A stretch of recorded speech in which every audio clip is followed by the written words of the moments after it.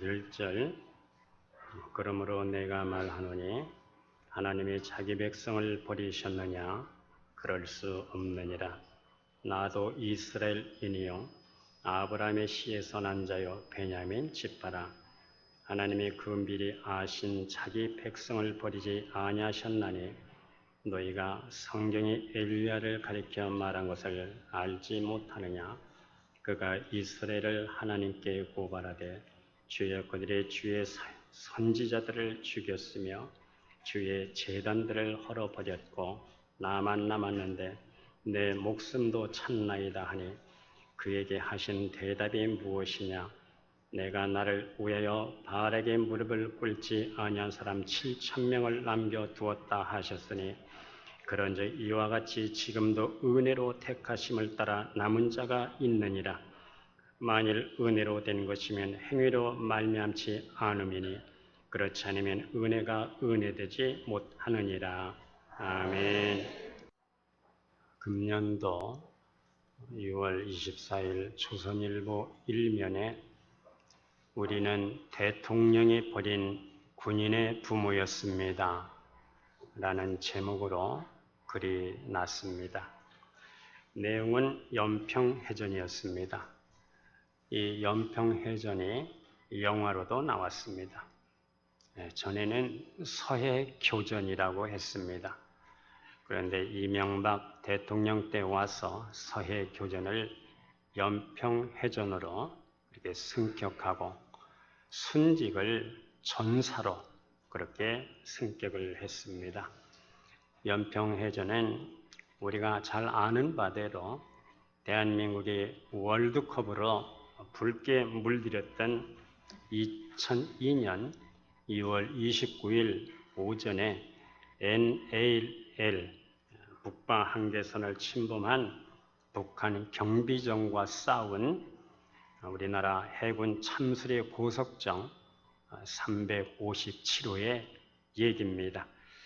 당시 연평해전에서 우리 해군 6명이 전사를 했고 그리고 19명이 부상을 입었습니다.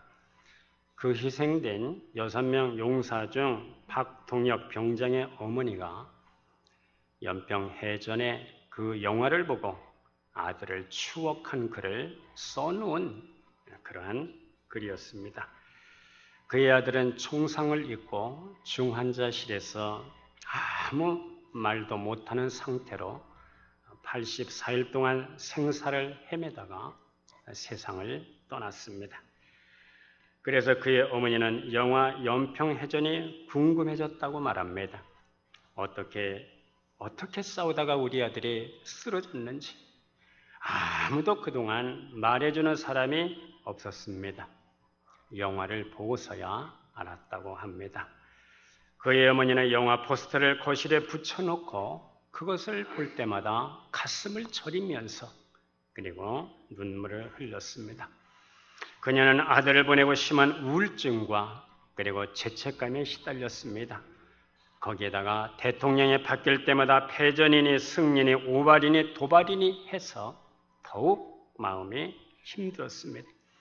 기무사를 시켜서 가족을 미행하고 도청하고 그리고 감시를 했습니다. 그녀는 연평해전을 겪고 아들을 보낸 다음에 참으로 괴롭고 외롭고 그렇게 고독했다고 그렇게 신문 기자에게 심경을 털어놓았습니다. 오늘 우리가 이 본문은 열왕기상 19장을 배경으로 한 말씀입니다. 열왕기상 19장에는 엘리야의 깊은 고독과 그리고 외로움이 잘 나타나 있습니다. 때는 이스라엘 아합 왕과 그의 왕비 이세벨 시대에 엘리야 선지자가 있었습니다. 이 선지자는 아합과 이세벨에게 박해를 받은 사람입니다. 이세벨이 아합 왕에게 시집을 올 때에 몸만 온 게 아닙니다. 섬기던 바알신을 갖고 왕비로 오게 됩니다. 바알신은 풍년신입니다. 그래서 바알신을 잘 섬기면은 차솔을 많이 낳고 가축이 번성하고 농산물의 수확이 많아진다는 그러한 신입니다. 또 아세라 신을 가지고 왔습니다. 아세라 신은 사랑의 신입니다. 그래서 이세벨은 왕비라는 권력을 이용해서 바알 섬기는 제사장과 그리고 아세라 목상을 섬기는 제사장들을 육성을 했습니다. 그녀는 아주 천상에 사악하고 아주 열렬한 우상 숭배자였습니다. 그래서 주의 선지자들을 박해하고 그리고 죽였습니다. 이제 엘리야가 갈멜산에서 바알 선지자들과 영적 대결을 요구합니다. 두 제단을 만들어 놓고 바알 신을 불러서 불을 내려오게 하던가 아니면 하나님을 불러서 불을 내려오게 하던가, 불이 내려오게 하는 신이 참 신이다, 진짜 신이다. 우리 어떤 신이 진짜 신인지 한번 영적 대결을 한번 해보자는 겁니다. 불로 응답하시는 자 그가 참 여호와라, 참 신이라 하는 겁니다. 바알을 섬기는 450명의 선지자가 그리고 아세라 신을 섬기는 400명의 선지자들을 갈멜산으로 불러서 모이게 했습니다. 먼저 바알 선지자들이 하루 종일 바알 신을 불렀지만은 불이 내려오질 않았습니다. 이제 엘리야는 단 혼자서 여호와여 내게 응답하여 주시옵소서, 이 백성들에게 여호와가 참 신인 것을 알게 해 주십시오. 이렇게 하늘을 향해서 부르짖었을 때에 하늘에서 불이 내려와서 번제물과 흙과 땅과 돌과 모든 것들을 태웠습니다. 불로 응답하시는 자 그가 참 신이다, 여호와라. 이렇게 여호와 야훼 신이 참 신이라는 것이 증명이 됐습니다. 엘리야는 우상을 숭배하는 모든 바알 제사장들과 아세라 신을 섬기는 제사장들을 가차없이 기손 시내로 끌고 가서 목을 쳤습니다. 생각하면 대승리를 거두었습니다. 그런데 이 모든 것이 끝난 것이 아니었습니다. 이로 인해서 엘리야는 아합과 이세벨의 분노를 샀습니다. 그래서 엘리야를 반드시 죽여서 잡아서 죽이겠다는 겁니다. 엘리야가 죽음을 피해서 광야로 도망을 갑니다. 그리고 로뎀나무 아래서 죽기를 구했습니다. 하나님, 저들이 주의 선지자들을 다 죽였습니다. 주의 제단을 저들이 다 헐고 나만 남았습니다. 이제 내 목숨도 찾는데 내가 저들 손에 잡혀 죽는 것은 이제 시간 문제입니다. 그러니 일찌감치 저를 좀 죽여주십시오. 생명을 걸고 고독해하고 있습니다. 엘리야가 고독해하는 이유는 첫째는 자기 능력의 한계를 인정했기 때문입니다. 내가 이 민족을 위해서 저들의 심령을 야훼의 신앙으로 회복하고자 했지만은, 우리 백성들이 하나님의 뜻대로 살기를 원했지만은 역부족이었습니다. 그리고 두 번째로는 비교 심리 때문이었습니다. 하나님, 나는 내 조상들보다 나은 것이 없습니다. 아브라함과 모세와 이삭과 요셉 같은 인물이 될 수 없다는 것을 인정을 했습니다. 만군의 여호와여, 내가 여호와께 열심히 유별났지만은 이스라엘 자손들이 주의 언약을 버렸습니다. 저들이 주의 제단을 헐었습니다. 칼로 수없이 많은 주의 선지자들을 죽였습니다. 이제 오직 나 하나만 남았습니다. 나 혼자 남았다고 하는 이 생각을 하는 동안에 고독해질 수밖에 없었습니다. 이에 하나님께서 말씀을 하십니다. 오늘 본문 말씀에 그에게 하신 대답이 무엇이냐? 하나님, 나 혼자만 남았습니다. 나는 고독합니다. 외롭습니다. 나는 곧 죽임을 당할 것입니다. 이 순간에 하나님께서 그에게 하신 대답이 무엇이냐? 너만 남은가? 아니다. 내가 나를 위해서 바알에게 무릎을 꿇지 아니한 7,000명을 남겨두었다. 이들은 하나님의 사역을 위해서 하나님이 선택해서 남겨두신 사람들이었습니다. 오늘 보면 5절 말씀에 엘리야 시대뿐만 아니라 이와 같이, 그런즉 이와 같이 지금도, 이 시대 속에서도 지금도 은혜로 택하심을 따라 남은 자가 있다는 말씀입니다. 할렐루야. 하나님이 이 시대를 위해서 남겨두신 자, 이들은 하나님 나라를 위해서 목숨을 거는 자들입니다. 구원받은 성도로 끝나는 것이 아니라 더 나아가서 진리를 위해서 목숨을 거는 자들, 성령의 이끌림을 받고 성령의 음성을 듣고 살아가는 사람들입니다. 하나님은 이 혼탁한 시대도 하나님 나라를 위해서 분명히 은혜로 남겨두신 자를 우리에게 이 땅에 남겨두셨어요. 이들이 바로 하나님의 사람들입니다. 이들이 진리를 위해서 사는 자들입니다. 성도 여러분, 부디 하나님께서 은혜 가운데 이 시대에 남겨둔 자로, 남은 자로 살아갈 수 있기를 주의 이름으로 축복합니다. 하나님께서 아브라함에게 갈대 우르를 떠나라고 하셨습니다. 그는 갈 바를 알지 못하고 떠났습니다. 떠난다는 것은 장소 이전, 이동이 있기 전에 먼저 내적인 이동이 먼저 있는 자들입니다. 떠난다는 것은 먼저 영적인 이동이 먼저 있어야 됩니다. 지금까지 익숙해졌던 모든 삶의 방식들을 포기하는 겁니다. 하나님은 세상을 떠난 자를 다시 세상 속으로 보내주시는 겁니다. 세상이 아닌 자가 되었을 때 하나님은 다시 그를 세상 속으로 보내시는 겁니다. 세상을 떠난 적이 없는 사람은 세상이 전부인 줄 알아요. 세상이 전부인 줄 알고 이렇게 사는 자를 하나님은 세상으로 보내시지 않습니다. 세상을 떠난 경험이 있는 자는 영원한 본향이 있다는 것을 잘 압니다. 이 땅의 삶이 한시적이고 잠시라는 것을 잘 압니다. 우리가 잠시의 이 잠깐의 삶을 어떻게 살아가느냐에 따라서 영원한 삶이 결정된다는 것도 잘 알고 있습니다. 그래서 이들은 하나님으로만 사는 사람들입니다. 하나님 말씀에 민감하게 반응하며 사는 사람들입니다. 성경은 이들을 남은 자들이라고 말씀을 합니다. 예수님께서 승천하시면서 남은 자를 이 땅에 남겨두셨습니다. 그들이 성령 받은 자들이에요. 하나님의 말씀을 신뢰하는 자들입니다. 이 시대에 하나님을 위해서 복음을 위해서 하나님이 남겨두신 자, 이 사람들이 참 그리스도인들입니다. 성경은 계속해서 남은 자를 말씀하고 있습니다. 이 남은 자를 렘난트, 그루터기라고 말합니다. 이사야 6장 13절에 이 남은 자에 대한 얘기가 나옵니다. 우리 한번 다 같이 한번 읽어보겠습니다. 그 중에 10분의 1이 아직 남아있을지라도 그것은 황폐하게 될 것이나 밤나무 상수리 나무가 배임을 당하여도 그 그루터기는 남아있는 것 같이 거룩한 씨가 이 땅에 그루터기니라 하시더라. 하나님께서 이 땅에 그루터기, 거룩한 씨를 남겨두셨습니다. 배임을 당하여도 다 망한 것 같은데 망한 것 같지 않는 이 사람들을 이 땅에 남겨두셨어요.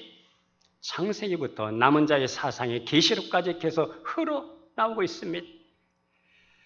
노아 홍수 때에 다 죽었는데 노아와 그 가족들만 남았습니다. 이들이 남은 자들입니다. 소돔과 고모라 심판할 때 남은 자는 아브라함과 그의 조카 롯입니다. 애굽의 모든 남자가 죽었을 때 남은 자가 이스라엘 백성들입니다. 기근으로 이집트 땅에 흉년이 들었을 때 남은 자는 요셉 가족입니다. 예루살렘이 망할 때 남은 자는 포로로 잡혀갔다가 다시 돌아와서 하나님의 성전을 세운 사람들이 남은 자들입니다. 신약에서 남은 자들은 예수님의 제자들입니다. 오늘 남은 자는 예수님을 영접하고 예수님만이 길이요 진리요 생명이라고 믿고 그렇게 주님을 따라가는 사람들이 남은 자들입니다. 할렐루야. 남은 자로 살아갈 수 있기를 축복합니다. 오늘 본문에 보면은 엘리야 시대에 하나님께서 사명을 위해서 7,000명을 남겨두셨습니다. 그리고 이 마지막 시대는 영적 전쟁을 위해서 이 땅에 남겨두신 자들이 있습니다. 계시록에 보면은 땅이 있기 전에 먼저 하늘에서 영적 전쟁이 있었습니다. 이 영적 전쟁을 이렇게 말씀합니다. 다 같이 한번 읽어보겠습니다. 하늘에 전쟁이 있으 그의 사자들이 용과 더불어 싸울세 용과 그의 사자들도 싸우나 이기지 못하여 다시 하늘에서 그들이 있을 곳을 알지 못하니라. 큰 용이 내쫓기는 옛뱀 곧 마귀라고도 하고 사탄이라고도 하며 온 천하를 꿰는 자라. 그가 땅으로 내쫓기니 그의 사자들도 그와 함께 내쫓기니라. 하늘에서 영적 전쟁이 있었습니다. 천사장 미가엘과 용으로 상징된 마귀 사탄과의 영적 전쟁입니다. 그런데 마귀와 그 추종자들이 천군 천사를 이기지 못해서 땅으로 내쫓기 쫓겨졌어요. 쫓김을 받았습니다. 이제 이 마지막 시대에 영적 전쟁을 위해서 하나님이 남겨두신 자들이 있습니다. 우리가 계시록 12장 7장에 보면 이렇게 말씀합니다. 우리 다 같이 한번 읽어봅니다. 용이 여자에게 분노하여 들어가서 그 여자의 남은 자손 곧 하나님의 계명을 지키며 예수의 증거를 가진 자들과 더불어 싸우려고 바다 모래 위에 섰더라. 예수님의 별명이 여자의 후손입니다. 이유는 남자 없이 성령으로 태어나셨기 때문에 여자의 후손이라는 별명이 붙여졌습니다. 창세기 3장 15절에 보면은 뱀의 후손과 여자의 후손이 원수가 됩니다. 여자의 후손이 뱀의 머리를 상하게 한다는 말씀이 있습니다. 이 말씀은 여자의 후손, 곧 예수 그리스도가 사탄의 권세를 무장해제시키고 이기고 물리치신다는 말씀입니다. 그런데 이 여자의 남은 후손, 곧 하나님의 계명을 지키며 예수의 증거를 가진 자들이 바로 이 시대의 참 그리스도인입니다. 마귀가 사탄의 이 참 성도들과 싸우려고 바다 모래 위에 섰습니다. 여기서 바다는 열국을 의미합니다. 이 열국에서 세계 도처에서 성도들과 마귀와 그의 추종 세력들과 영적인 대혈전이 지금 벌어지고 있습니다. 이 시대는 영적 전쟁이 치열하게 벌어지고 있는 이 시대입니다. 계시록 13장 8절에 보면은 이렇게 말씀합니다. 다 같이 읽어보겠습니다. 중임을 당한 어린 양의 생명책의 창세 이후로 이름이 기록되지 못하고 이 땅에 사는 자들은 다 그 짐승에게 경배하다. 생명책에 기록되지 못한 사람들은 마귀에게 영혼을 팔고 그리고 마귀에게 경배를 하게 될 것입니다. 그러나 영적인 눈이 열린 사람들, 예수의 증거가 있는 사람들은, 예수의 씨가 있는 사람들은 이 시대를 분별하고 그 영적인 전쟁에서 많은 순교의 피를 흘리게 될 것을 말씀하고 있습니다. 지금 세계 곳곳 도처에서 영적인 싸움이 벌어지고 있다는 것을 우리는 알아야 됩니다. 이제 우리는 세상살이에 지쳐서 위로받는 차원에서 교회에 나오는 이 수준을 우리는 넘어서야 됩니다.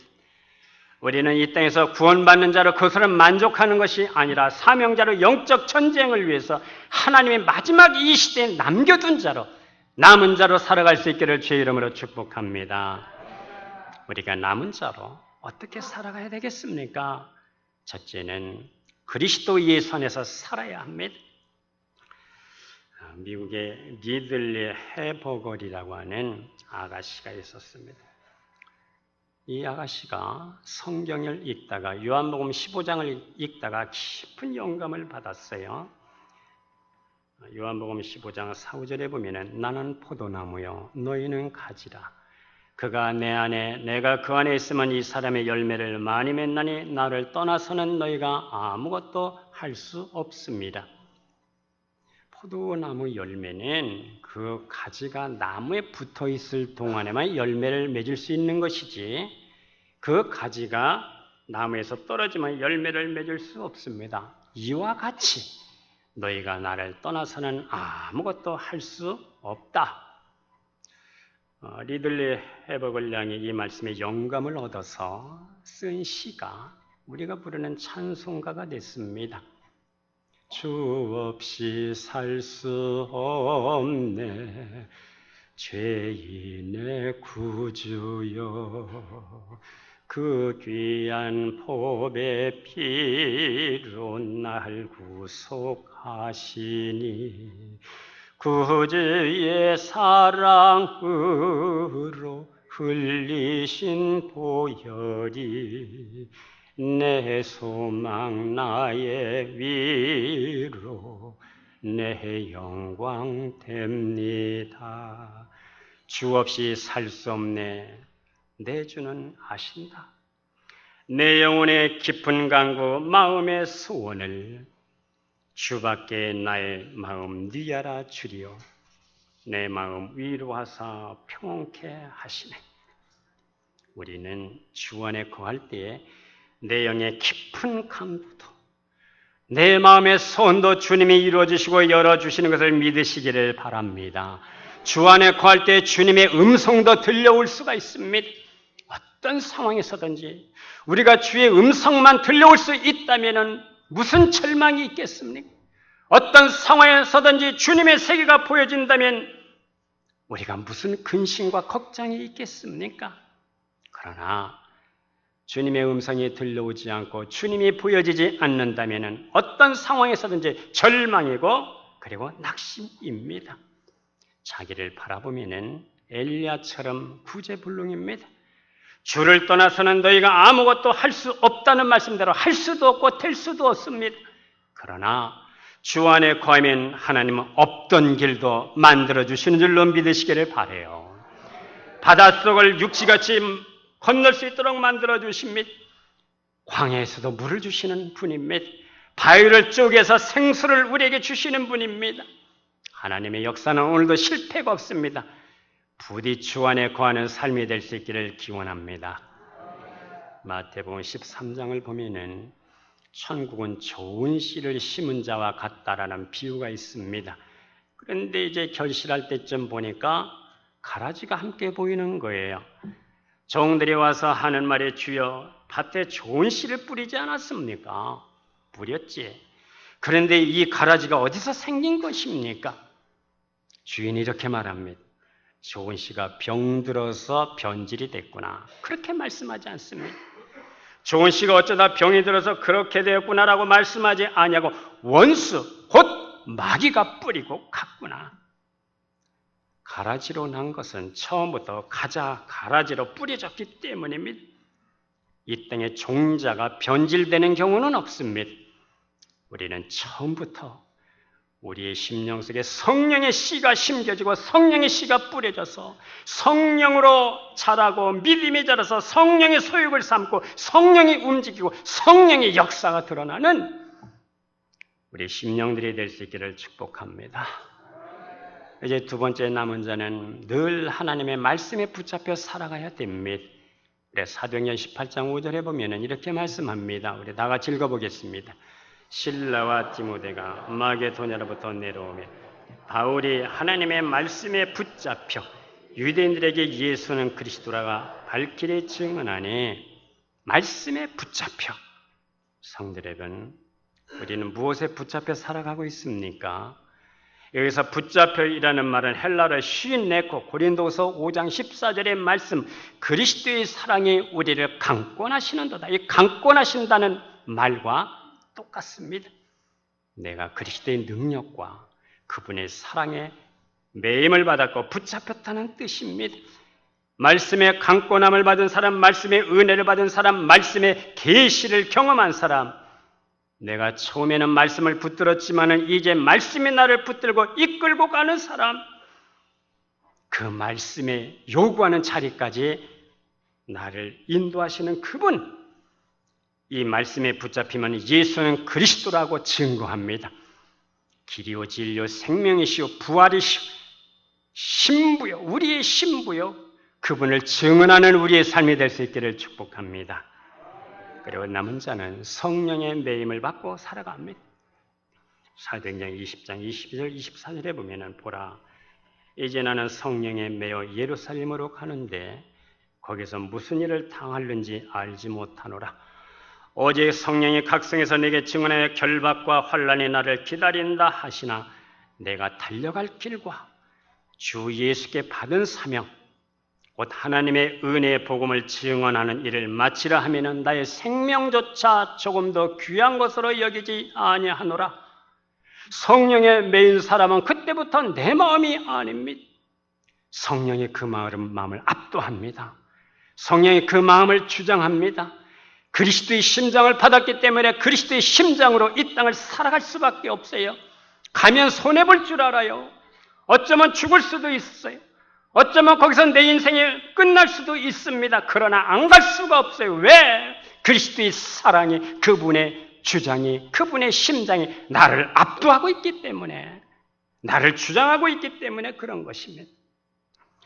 하나님께서 그 마음을 그리스도의 힘으로 충만케 하여 주셔서 예수님께서 우리에게 주신 이 사명 때문에 세상에 이 땅을 살아가는 사람들, 이 견딜 수 없는 마음, 죽으면 죽었지 예수를 증거하지 않고는 결코 견딜 수 없는 이 마음, 상식으로도 설명이 안 되고 인간적으로도 설명이 안 되고 죽을 줄 뻔히 알면서도 갈 수밖에 없는 이 성령의 메인 심령들, 그 사람들이 이 시대에 하나님께서 마지막 영적 전쟁을 위해서 남겨두신 사람들입니다. 이제 사도행전 26장을 보면 베스도가 가가 바울에게 말합니다. 바울아, 네가 미쳤도다. 내 많은 학문이 너를 미치게 한다. 바울은 베스도가 가여 내가 미친 것이 아니라 참되고 정신 차린 말을 하나이다. 성령에 매인 사람은 미쳤다는 소리도 듣습니다. 미쳤다 이 말을 우리는 보통 미친 사람을 마냐라고 얘기합니다. 오디오에 미친 사람을 오디오 마냐라고 말합니다. 우리는 예수 마냐로 살아갈 수 있기를 주의 이름으로 축복합니다. 하나님이 선택하시고 불러주셨고 이 마지막 시대에 영적 전쟁을 위해서 이곳에 하나님께서 우리 선함교회를 세워주신 것을 믿으시기를 바랍니다. 그리고 우리를 이 땅에 남겨두신 것을 믿으시기를 바랍니다. 이 영적 마지막 전쟁을 위해서, 이 승리를 위해서 말씀에 붙잡히고 성령에 매여 사는 참으로 이 시대에 성령의 사람으로 살아갈 수 있기를 주의 이름으로 축복하고 기원합니다. 우리는 교회에 나오는 것으로 만족하지 않습니다.